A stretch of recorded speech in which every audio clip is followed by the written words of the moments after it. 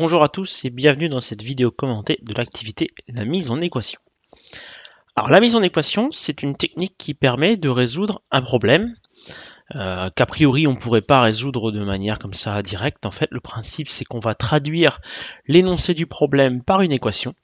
Et l'avantage c'est qu'une équation, quel que soit son type, on sait la résoudre et donc on saura trouver la solution de l'équation et la solution du problème. Voilà.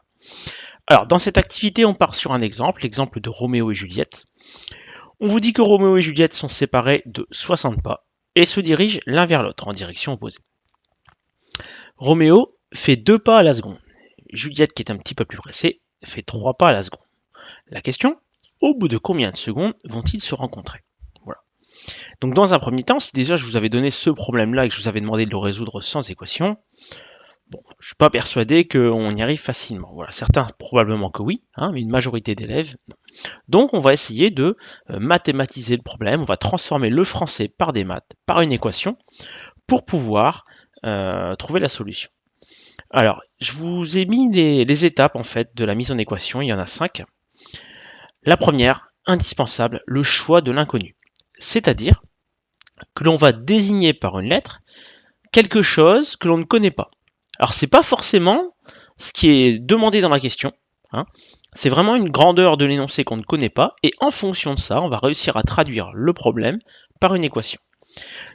Dans une très grande majorité des cas, l'inconnu, c'est ce qu'on vous demande. Donc ici, on vous demande au bout de combien de secondes vont-ils se rencontrer. On choisit pour inconnu le nombre de secondes écoulées depuis le départ.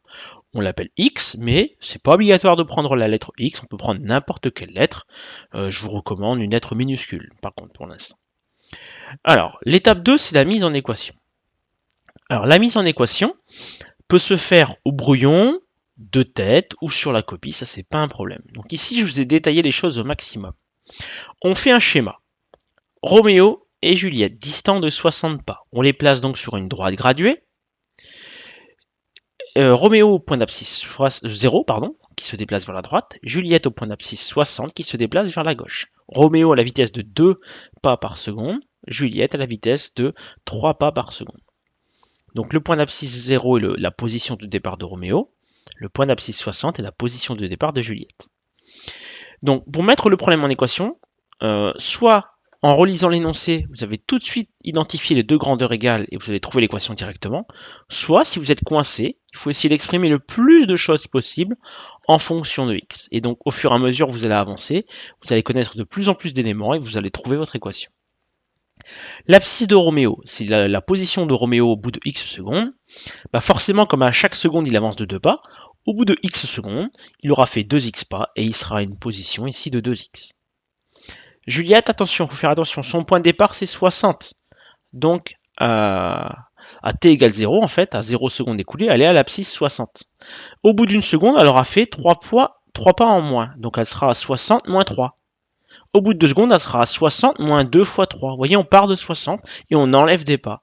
Donc au bout de x secondes, elle sera 60 moins 3x pas. On vous dit qu'ils se seront rejoints quand ils seront situés au même endroit sur la droite graduée, c'est-à-dire quand les abscisses seront égales. Je viens de vous donner l'équation en fait. Les abscisses égales, ça veut dire que l'abscisse de Roméo doit être égale à l'abscisse de Juliette, ce qui vous donne abscisse de Roméo 2x égale abscisse de Juliette 60 moins 3x. Vous avez réussi à trouver l'équation qui traduit le problème. Voilà. Une fois qu'on a l'équation, on la résout. Voilà. Donc ici, il y a un terme en x dans les deux membres. On va essayer de choisir le membre où le terme en x est le plus grand. Donc ici, on a plus 2 et là moins 3 au niveau des termes en x. Plus 2 est plus grand que moins 3. On va tout mettre dans le premier membre. Le moins 3x passe dans le premier membre. Donc on change l'opération qui est associée. Donc la soustraction devient une addition. 2x plus 3x, ça fait 5x. Ici ensuite, le x5 passe dans le second membre et devient une division par 5. 60 divisé par 5 égale 12. Ce qu'on vient de trouver ici, c'est le nombre de secondes au bout duquel Roméo et Juliette vont se rencontrer. C'est donc la solution de l'exercice. L'étape 4, la vérification qu'on fait souvent de tête ou à la calculatrice. On ne l'écrit pas pour gagner un peu de temps. Là, on le fait parce que c'est la première fois. Donc ça consiste à remplacer x par 12 dans chacun des membres de l'égalité. On teste en fait notre égalité. Ici 2x et 2 fois 12, 24. Là 60 moins 3x, ça donne 60 moins 3 fois 12 égale 60 moins 36 égale 24. On constate que les deux membres de l'égalité sont égaux, donc 12 est bien solution de l'équation. La conclusion qui est obligatoire vu que c'est un problème, en gros c'est la phrase réponse, hein, ce qui veut dire que Roméo et Juliette ici se seront rejoints au bout de 12 secondes. Le 24 qu'on a trouvé ici, ça correspond à l'abscisse de chacun des personnes.